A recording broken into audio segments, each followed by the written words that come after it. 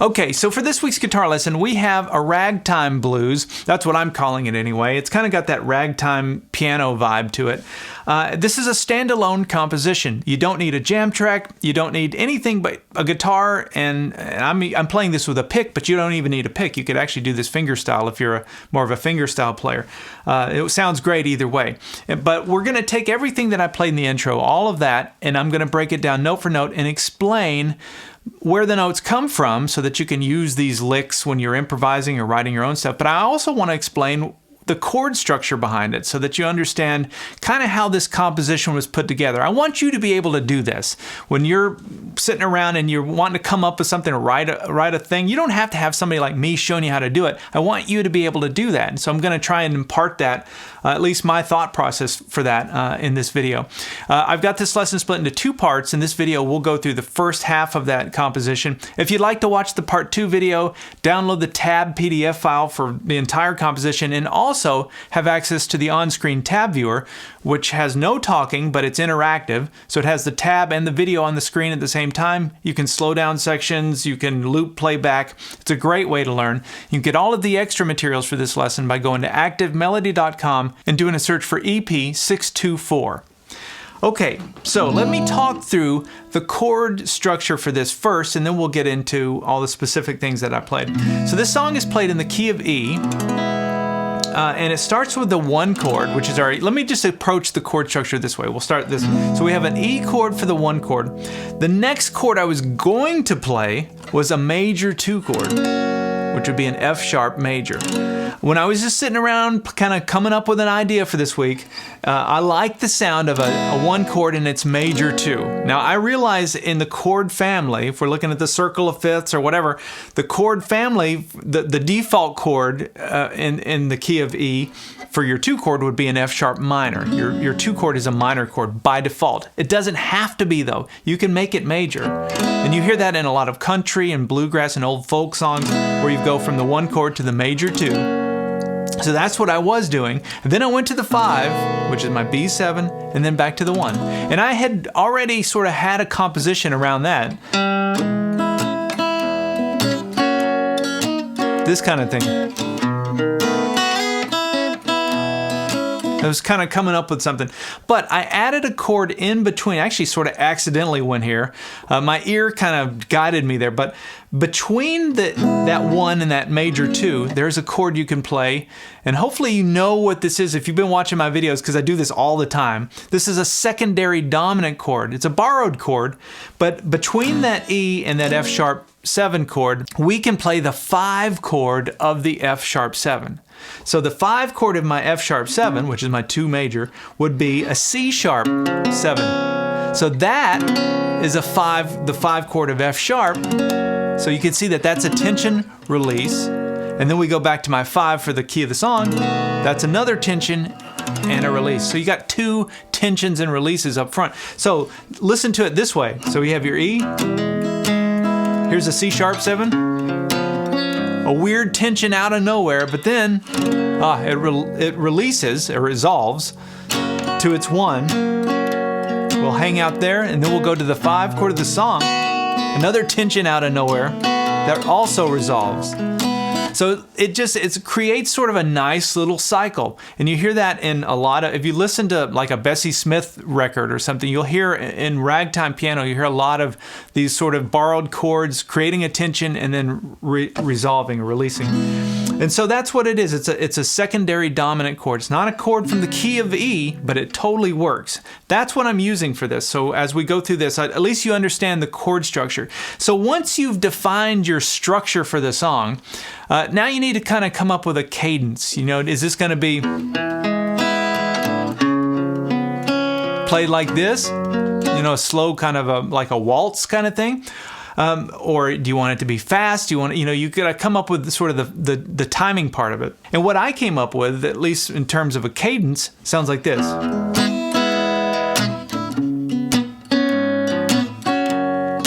So that's just me strumming the chords, but I want you to really pay attention to the feel of that. I'm really accenting the and. 1 and 2 and 3 and 4. 1 and you can hear that. And that comes from I just listen to a lot of bluegrass. I'm a mandolin player, and when you play mandolin, you're chopping. That's what they call that, a chop chord. You're chopping on that and beat, 1 and 2 and. And so that's similar to what a ragtime piano would do. They playing that with the left hand, and then they're doing all the solo stuff with the right hand. So anyway, I have this cadence for the same thing now. So I've got the chords and the feel. Now I just need to decorate it with some stuff. All right, so now let me go back and play the first part of that, and then we'll break down what's going on. 1, 2, 3. All right, so the first thing you want to do with your left hand is make an E chord. And then as I hammer on with my index finger, at that same time, and by the way, as soon as my index finger goes down, that's the 1, starting the first measure. As soon as my index finger goes down, at that same time, I'm going to take my right hand and do a downstroke on the low E string, or that 6th string, like this. So those need to hit at the same time. So that's one of those weird things that seems easy to me now, but I think it was pretty confusing or pretty difficult to do in the beginning. It's kind of like tapping your head and rubbing your stomach kind of thing, but just practice going like this. Okay, so after that, we're going to do an upstroke on the B string, or the open 2 string. And then I'm going to put my pinky down on that 2nd fret, 2nd string, and play that note. So we have, that's another downstroke. So remember, that first thing we do, we start with that upstroke, and then we go right into the downstroke. There's another upstroke on that open 1 string, and then we come down and hit that low E string. So we do the high E and the low E. So let's put it together. Let me just do it slowly.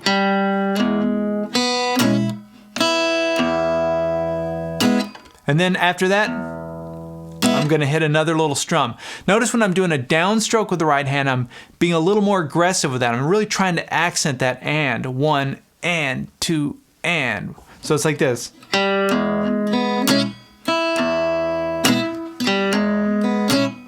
So just get that looping. If you're a little sloppy, that's okay. If you bump another note or two, that's okay. As long as you're holding down that E chord, you'll be in the right key. 1, 2, 3. Now the next thing that happens is we go to that C#7. And what I'm doing for that is I make the chord like this. This is using that C7 shape. It's like playing a C7 in first position. Just slide it up 1 fret. And we're only going to stay on those middle 4 strings, 5, 4, 3, and 2. And the way I'm going to play that with the right hand goes down, up, down. So it's 5, 4, and 3. Those are the string numbers behind this chord. Now when I play that 3, I'm going to be a little more aggressive with it, like this. In fact, I'm going to go ahead and bump another string or 2. That's okay, because you're really accenting that and. And then I'm going to do an upstroke on the 2nd string. So just practice doing that. Now after that, to keep that rhythm, that kind of ragtime rhythm, notice I put my ring finger now on that 4th fret 6th string, and that's just to create the sound of the bass in the piano or a bass guitar. So it's like this. So now it's very loopable. Now you can take that E chord and this C#7 and kind of loop them back and forth. Try and get that rhythm. I realize I'm making it look easy in the beginning. When you're new to this, it's going to feel really awkward and clunky. So just slow it way down. And just try and get some pocket happening.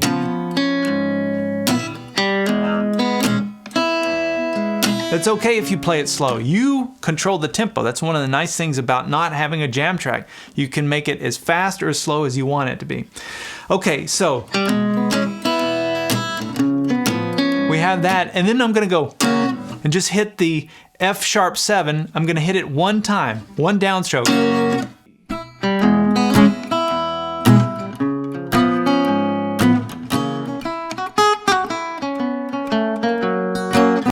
And that's just playing your F sharp chord here where I'm barring on the 2nd fret. This would be using the E shape from Cage. I'm going to lift my pinky, which creates the flat 7. So now I get a 7, a dominant 7 sound. I just hit it once, and then I'm going to play a little lick. All right, so that lick, let's look at that. That lick is really a lick in my mind. It's just a lick that I'm playing off of this chord shape. I did switch keys for that moment because I'm playing, the chord was an F sharp chord. So I really just played the F sharp major and minor pentatonic scale off of this chord shape.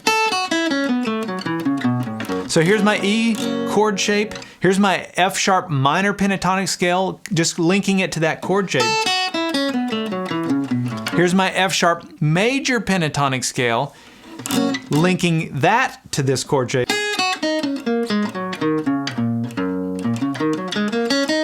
So I have both of those in this same neighborhood. And this little lick that I played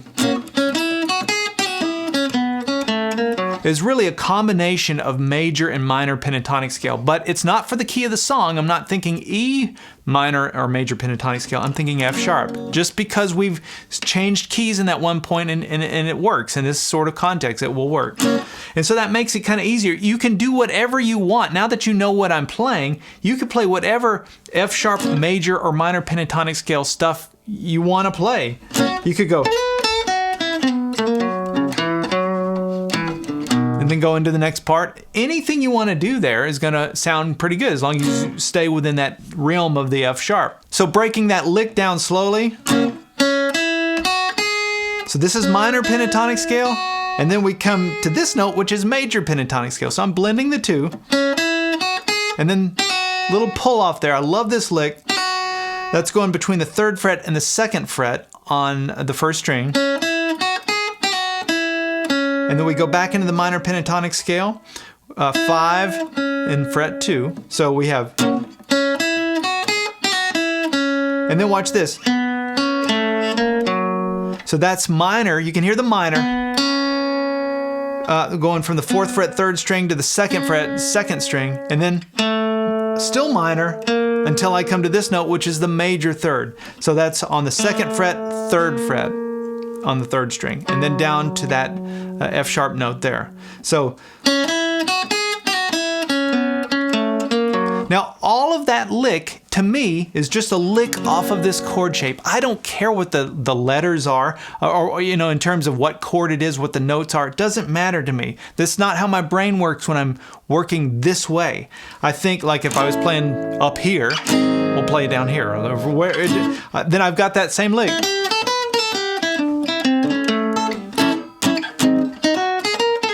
It's just a lick that lives off of this chord shape. I want that idea to kind of sink in. And so once you can start thinking that way, you start to be able to do this stuff on the fly a lot easier. It just becomes wherever your hand is, you sort of can feel you don't even have to look at it. You don't have to look down to see where you're at. You kind of know what your possibilities are.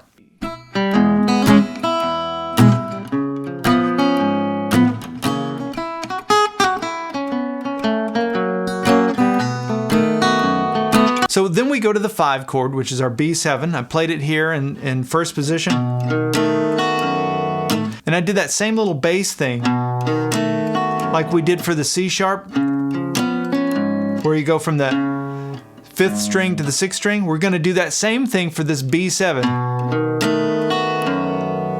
So look at the strum pattern. It's exactly the same strum pattern that I used for that C sharp 7. This. Down, up, up.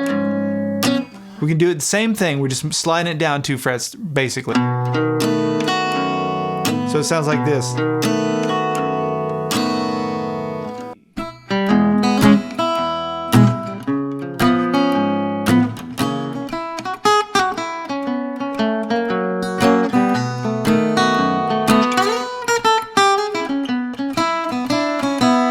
So after that, which is the 5 chord, the song goes back to the 1 chord, and instead of me just playing an E, which I could have done, I came up here and went. Let's look at this, look. So we're gonna take our pinky and we're gonna slide all the way up here to the 7th fret, 1st string.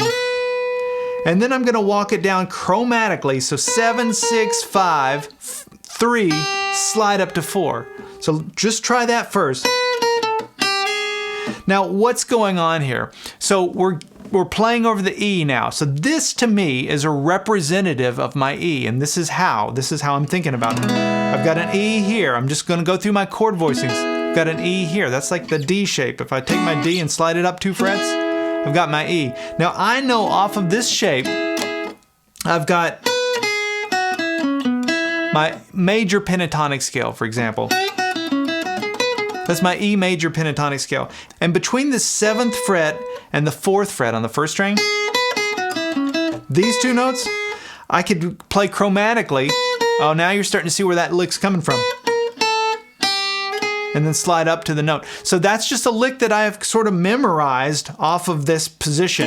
It's really off of this chord. So if I can see that chord, I can play this lick, and I can conclude that lick with, and that is my E6 chord. So off of this chord shape, which would be my E chord, I know that I could take those 2 notes, keep them and just sort of change my fingers, but put my ring finger, in this case on the 6th fret 3rd string, and I've got the sound of an E6 chord. Even though that's a minor triad, a whole other conversation. But look at that. So now I can go, and that's really all dancing around this chord shape. So if you can see this chord shape, you can now find this lick. And then I walked it back up to here, that 5th fret 2nd string. Actually, the timing of it goes. That's how I did it. And then from here I went. So from that 5th fret 2nd string, which is my E note, we're gonna play the open B string, and then we're gonna go down to the 3rd fret and play 3, 2, and actually I bumped the open 1 string, might as well. You can drone out that E string as well. And then I came back to that 2nd fret 2nd string. So I went like this. I think I ended with that. And then played the B7 again. So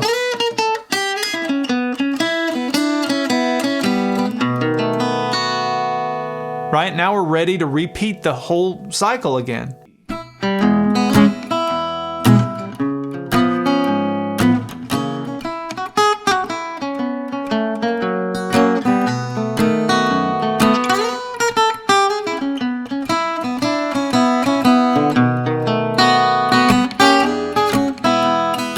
So from this B7, we're gonna go back to our E, but this is how we're gonna do it. So I'm gonna come up here and play an E7 instead of my E. And that's the same shape as my D7 in 1st position. So if I took that and moved it up 2 frets, I'd be playing an E7. So, and it makes perfect sense to do that from this B7, because especially with your pinky here on the 2nd fret 1st string, because I can leave my ring finger and my pinky right where they are from that B7, and I can move it up 1 fret, and then I'll put my middle finger down on the 2nd fret 2nd string, play that, and then slide it up 1. Watch this. And when I slide it up, at the same time, I'm gonna hit the low E string, that 6th string, like this. That's very similar to the way we started the song, remember? We had that same little technique. Now we're doing it again. We're just doing it in a different way. But hopefully you can just see, I just played an E7 here. So I don't have to always go back to exactly what I did before. I could play any E. I could play an E9 up here or up here. Yeah, I've got, you know, any version of an E that's, as long as it's a major version, it's gonna work. It's gonna color it in a different way, but that's what so I did that. And then I barred strings 1, 2, and 3 on the 2nd fret, and then played my E down here. So, and then we go back to that same thing for the that C sharp 7 chord, that dominant, secondary dominant chord. Same thing we did before. And then I came back to my F sharp.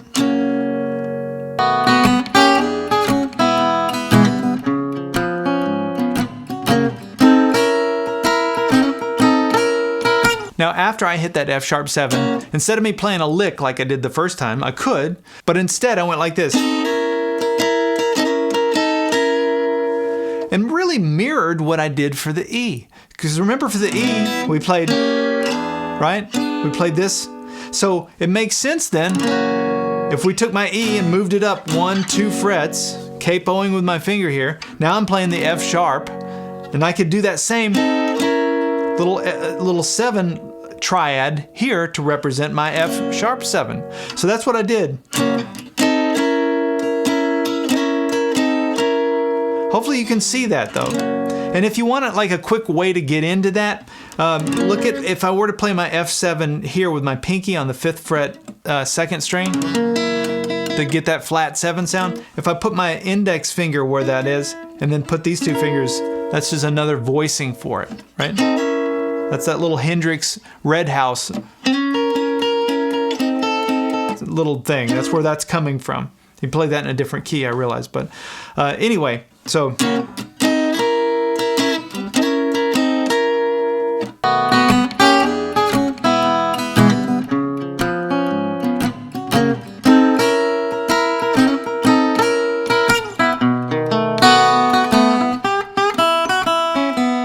Then we go to the 5 chord, right down here like I did before, that B7. And then I played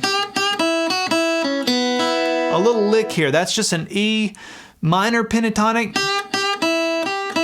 mixed with the E major pentatonic. So I was thinking about E minor pentatonic and E major. And they're kind of in this same little sweet spot here. So that's the lick. On the 3rd fret 1st string, hit that twice. Now when I'm hitting that, I'm pushing that slightly sharp. Open 1st string, and then we come to the 2nd fret. This is where I'm switching to major. So, and then we go down to the 2nd string and we play 2, open, and then open 1. So all together that.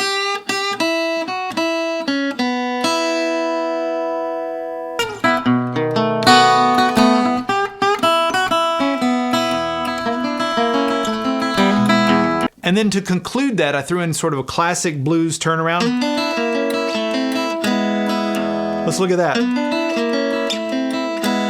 And that would be sliding up with my middle finger to the 4th fret 3rd string. And then my index finger is on the 3rd fret 2nd string. And then we play the open 1 string. Now, another way you might have played this before would be like this. That's that E7 like we did before, remember?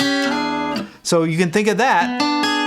And you could use that. I could have went and walk it down to my E chord. That would totally work. There's lots of variations of that for a turnaround. That kind of thing, kind of Robert Johnson style. But what I like to do sometimes is remove my finger off that 1 string, the E string, and just let that open E string drone out. So you've got. I just think that sounds so cool. Then I can come down to my E. So, all right, so everything that we just played was the A part of this little blues ragtime. There is a B part though, so there's an A and a B. If you'd like to check out the B part, which I'll tag at the end of this video, you can do that, remember it, by going to activemelody.com. Just do a search for EP624. That's a lesson number for this lesson. If you've liked this video and you've picked up some ideas on composing your own little blues composition, or just some lick ideas that you can use when you're improvising or writing music, leave a comment and let me know. That always helps me to know which ideas resonate with you. It gives me ideas for future videos too. It lets me know, what's kind of working and what isn't. If you've got anything that wasn't clear, let me know that as well. I do read through all the comments. And if you haven't subscribed to the Active Melody YouTube channel yet, I would encourage you to do that. Click the alert bell. I put out new lessons like this every week, and you know, I've been doing it for about 14 years. So if you're into improvising and writing your own stuff on guitar, this would be a great resource for you. All right, we'll see you in the part 2 video.